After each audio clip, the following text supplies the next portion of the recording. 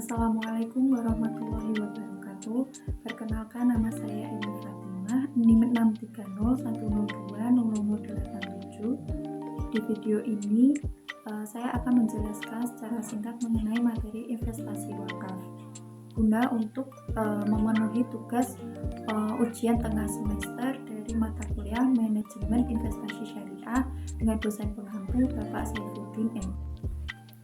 Dalam materi kali ini terdapat 8 pokok pembahasan. Yang pertama yaitu pengertian dari wakaf, yang kedua rukun, syarat, serta jenis wakaf, yang ketiga mengenai regulasi wakaf di Indonesia, yang keempat mengenai pengertian dari wakaf tunai, yang kelima model investasi wakaf tunai, yang keenam wakaf tunai sebagai dana umat, yang ketujuh wakaf tunai di negara-negara muslim, serta yang terakhir adalah wakaf sebagai manfaat asuransi serta manfaat sebagai investasi. Yang pertama mengenai pengertian wakaf. Kata wakaf berasal dari bahasa Arab waqafa yang berarti habasa atau menahan, dan al-maknu mencegah. Secara istilah, wakaf adalah menahan harta yang mungkin diambil manfaatnya tanpa menghabiskan atau merusakkan bendanya dan digunakan untuk kebaikan. Pengertian lain menyebutkan bahwa wakaf adalah menahan atau menghentikan harta yang dapat diambil manfaatnya guna kepentingan kebaikan untuk mendekatkan diri kepada Allah. Yang kedua mengenai rukun, syarat, dan jenis wakaf. Dalam wakaf terdapat 4 rukun, yaitu al-wakif, al-mauquf, al-mauquf alaih, dan sigur. Kemudian menurut Undang-Undang Nomor 41 tentang Wakaf Pasal 6, wakaf dapat dilaksanakan dengan memenuhi syarat-syarat wakaf sebagai berikut, yaitu wakif atau orang yang mewakafkan, mauquf bih atau harta benda wakaf, mauquf alaih penerimaan wakaf, sigot, lafat, ikrar wakaf, nazir pengelola wakaf, serta jangka waktu wakaf. Kemudian jenis wakaf itu ada wakaf ahli, keluarga atau khusus, serta wakaf umum. Tiga, mengenai regulasi wakaf di Indonesia. Regulasi wakaf di Indonesia yang telah berlangsung cukup lama, yaitu baru tahun 2004 memiliki payung hukumnya. Dianggap penting dan mendesak adanya payung hukum dalam bentuk perundang-undang yang mengatur wakaf secara khusus, karena Impres Nomor 1 Tahun 1991 tidak dapat mengakomodir pengaturan wakaf secara sempurna. Maka pada tahun 2004 keluarlah Undang-Undang Nomor 41 Tahun 2004 tentang wakaf.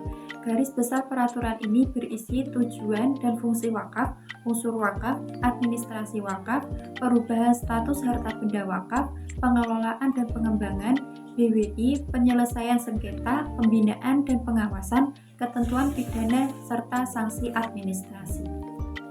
Kemudian membahas mengenai wakaf tunai.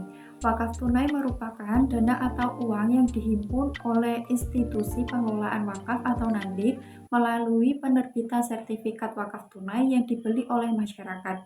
Secara umum, definisi wakaf tunai adalah penyerahan aset wakaf berupa uang tunai yang tidak dapat dipindah tangankan dan dibekukan untuk selain kepentingan umum yang tidak mengurangi ataupun menghilangkan jumlah pokoknya. Yang kelima mengenai model investasi wakaf tunai. Pertama, lembaga wakaf bisa menjadikan model investasi yang terdiri dari akad mudharabah dan musyarakah.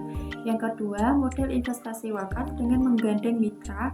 Yang ketiga, model investasi wakaf berdasarkan akad istisna.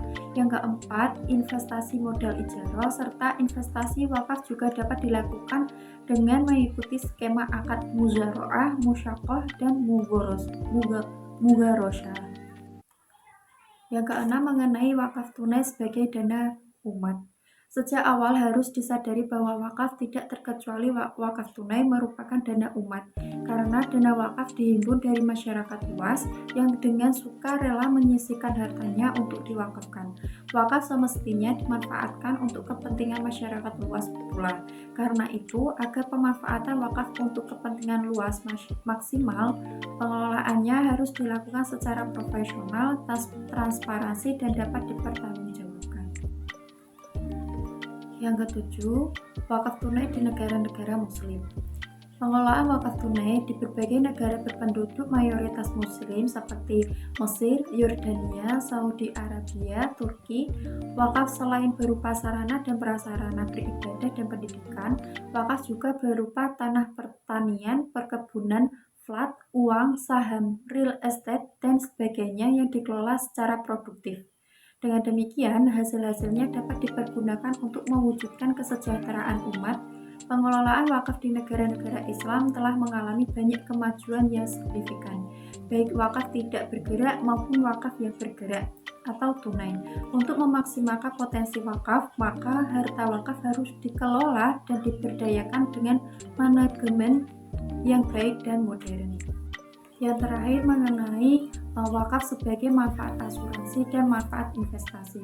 Adapun beberapa manfaat wakaf asuransi terhadap sosial kemasyarakat yaitu sebagai berikut. Yang pertama, sebagai sarana dalam membantu memberikan dana untuk pengembangan di bidang pendidikan. Yang kedua, sebagai sarana pemberdayaan sosial yaitu memberikan dana untuk pengadaan pelatihan kerja bagi para pengangguran dan anak jalanan. Serta yang ketiga, memberikan dana dalam aktivitas pemberdayaan ekonomi. Adapun beberapa manfaat wakaf investasi yaitu kemudian sebagian dana wakaf tersebut dikelola dan diinvestasikan pada instrumen atau lembaga keuangan syariah. Sebagian lagi diinvestasikan pada instrumen atau lembaga keuangan syariah. Sebagian lagi diinvestasikan langsung ke berbagai badan usaha yang bergerak sesuai syariah. Selain itu juga diinvestasikan untuk mendanai pendirian badan usaha baru yang mampu mengurangi ketergantungan rakyat kepada tengkulak. Bentuk investasi lainnya adalah menyalurkan dana melalui kredit mikro ke sektor-sektor usaha yang mampu mengurangi pengangguran dan menciptakan calon-calon wirausaha baru. Demikian video singkat mengenai materi investasi wakaf, kurang lebihnya mohon maaf. Saya akhiri. Wabillahi taufiq wal hidayah. Wassalamualaikum warahmatullahi wabarakatuh.